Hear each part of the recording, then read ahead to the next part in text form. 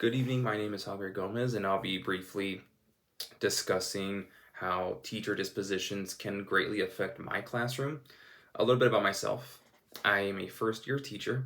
I will be teaching fourth grade dual immersion English portion, and what that means is that I'll have a total of about 50 to 60 students, starting with 25 to 30 at a time. The other half will be with my Spanish partner, and halfway throughout the day, that half will be swapping with my Spanish teacher partner, they and I will be teaching the same subject twice. And with that, with having so many students, I think that it's important to really think about those dispositions that you possess and how you can grow with them and how you can develop a sense of knowledge for the dispositions that you know very little of. That way you can begin to start building yourself up as an educator for multiple years to come.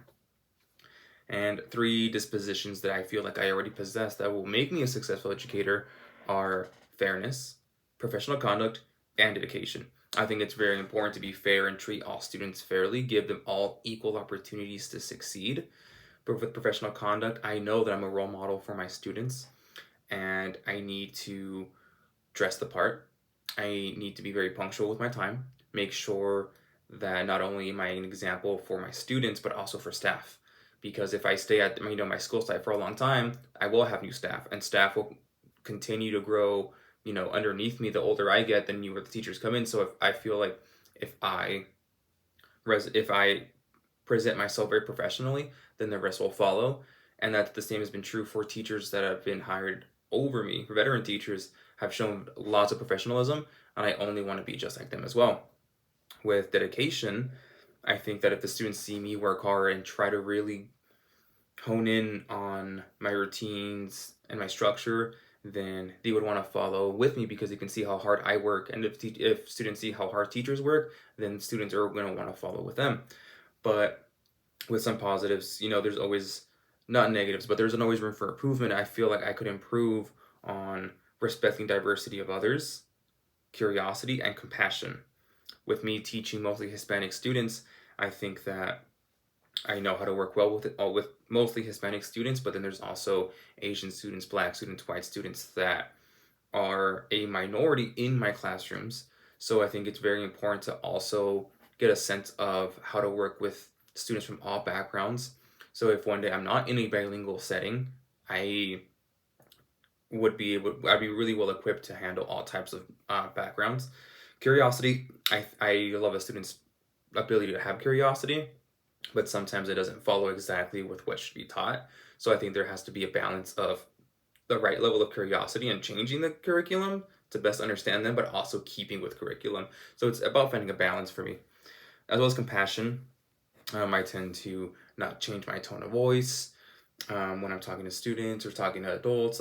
My voice kind of just stays the same, and I feel like it's not always going to be like that, especially if I'm very active in my school site.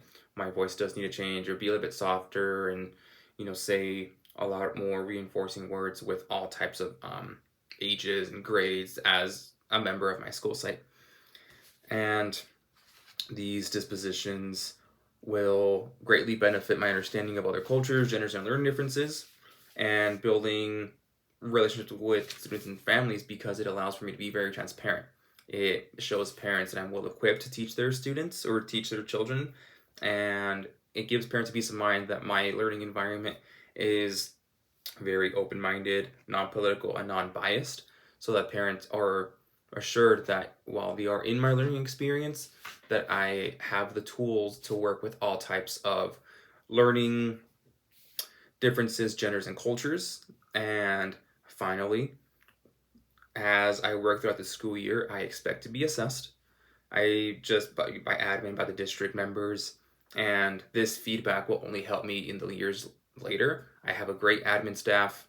I have great admin, and I think that their feedback is genuine, and I will definitely keep that in mind as I go and see, hey, maybe I'll try this disposition. Maybe this one didn't really work for me last year. So it's about finding what went wrong, how to fix it, and I think that the dispositions are a great tool for me to figure out what I should be doing better.